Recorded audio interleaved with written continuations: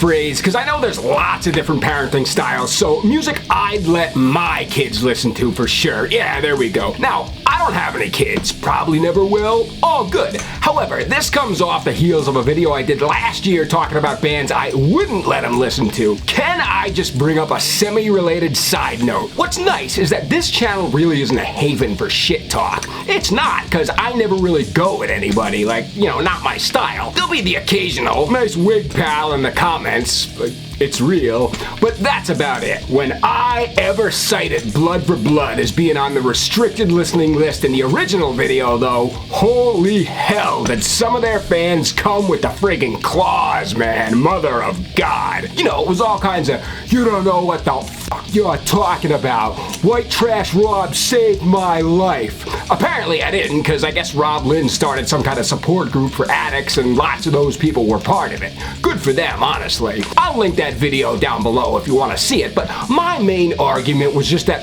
Blood for Blood and Superjoint Ritual, the other band, did such an amazing job both musically and lyrically in conveying their grim realities at the time. And given that the message was delivered so powerfully and therefore influentially, I just wouldn't have wanted my kid to have some kind of preconceived notion that their world was going to be as damning as White Trash Rob or Anselmo's was, to the point where he'd say screw it and give up before even getting out there to experience it himself or herself. That's all I was saying. But ultimately, it's like my efforts would be futile anyway, since how the hell are you gonna keep anyone, no matter their age, from seeing or hearing anything as long as they got a smartphone, you know? But maybe you know where I was coming from. So alright, amongst a sea of gore, nihilism, F the man, and every other kind of degenerate shit in heavy metal, here's who I'd be perfectly fine with my kid listening to.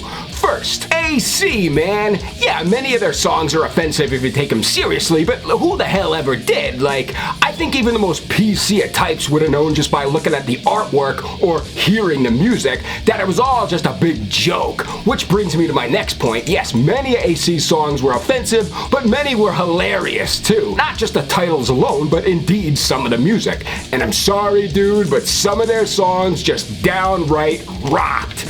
You're a Cop, Branscombe, Richmond, I noticed that you're gay, you go to art school, you effing freak. Pretty much all of their albums had a whole bunch of bangers, so in addition to not wanting to deprive anybody of comedic value, I wouldn't want to keep them from hearing good songs either. But I think it all just comes back to the fact that other than maybe being a little shit as a result of AC's attitude, like if it rubbed off on them, it's like whatever, because kids go through periods of time where there's a tendency to be like that anyway, so knock yourself out to 40 more reasons to hate us. F and A, party on, Garth. Serious question, like did anybody here ever take AC seriously? Or were you offended by any of their stuff? I mean, if you were, I mean, okay, I ain't judging nobody or nothing, but it was always a wonder to me, like for parent groups or legislators or something, or hell, just anybody going at AC. I was always curious if they actually heard the music or just saw the song titles and were like, nope. Because that's kind of my point about why I think they're ultimately harmless. All it takes is 1 second of hearing that mindless shit to know that, like, you know, you probably needn't feel threatened that any sort of movement was gonna pick up and challenge your livelihood, you know? It was more just like a bunch of hooligans laughing and having a good time, but rest in peace, Josh and Seth, truly. Next up, all the same disclaimers could be applied to the following band, although the main difference is that at various points, possibly at all times, who knows, the messaging was a bit more serious, like there was intention behind it. Murder Junkies, dude. Murder Junkies and any of Gigi's other work, Jabbers, etc. First off, let me say this. Yes, song titles and lyrics, I'll get to that in a sec, but this is a band Za, that had tons of legitimately good songs.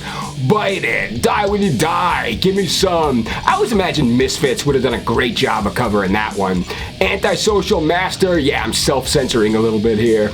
Dope Money, Needle, just press play, man, that's all you gotta do. But just like AC, Gigi was so over the top that I think not until you watch the documentary and realize like, whoa, this guy might have actually been messed up. Like, who who in their right mind would have wanted to emulate the lyrics, you know? Or hell, is anybody gonna want to voluntarily get crap thrown at him at a show?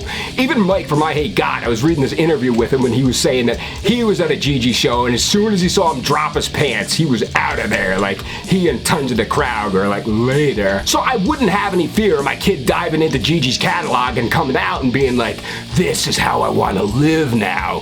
If anything, he's probably just gonna want to start a band with his friends. Who knows? And you know what? Speaking of I Hate God, that's a band that, like, though many of the same tales of being strung out or fiending for drugs exist, like Superjoint Ritual, Mike's lyrics and the band's visuals were abstract enough to where the only effect I could really see it having is like a kid eventually wanting to go to art school or something. Because as far as their music goes, I've always thought of them being somewhat similar to that photographer Neil Krug. He's known for using expired Polaroid film to take these really trippy, very, very cool pictures of deserts and mountain ranges and stuff. But the fact that it's all analog means that a ton of interesting artifacts just show up naturally.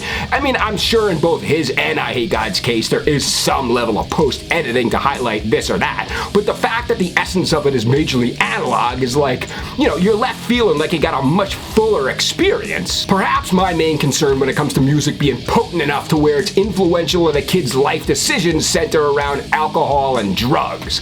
Obviously, both Seth Putnam and Gigi were major users of hard stuff, but they didn't detail it in a way that I think would influence somebody to want to be the same way, you know? Like the classic tale of a kid wanting to do stuff his favorite bands do because he thinks it's cool. And let's be totally honest, if you're talking about most forms of extreme heavy metal, the most message you're gonna get are through the song titles and maybe some edgy slogans on a t-shirt, because it's not like you can actually decipher even a tenth of what's being sung most of the time. So kids turning into metalheads are probably just gonna come out with some black clothes and long hair. I'd say that's better than shooting people or getting hooked on codeine cough syrup, right? So yeah, dude, I only singled out Blood and Superjoint because of how well they express their misery, and I'm sure for some that could be a positive. Like, you know, it's nice to feel like you're not alone if you're struggling, or maybe it could be cautionary, but I think there's gotta be a little bit of minimum maturity to take it in the right way. When it all comes down to it, I think I'd be fine with 90% of the stuff out there being heard by a kid. Anything else that wouldn't immediately make the cuts, just coming from a place that wants to be protective rather than an asshole, you know? What about you? Like, would you let your kids listen to AC or Gigi? Am I crazy for saying I would? Let me know. But other than that, my friends, I am done. So if you did like this video, cool, maybe you can give it a thumbs up. Or if you just like hearing somebody bullshit about heavy metal, then Seth Putnam and Gigi Allen your ass right into that subscribe button. And we'll see you next time on Concrete Spew, but until then, later, psychos.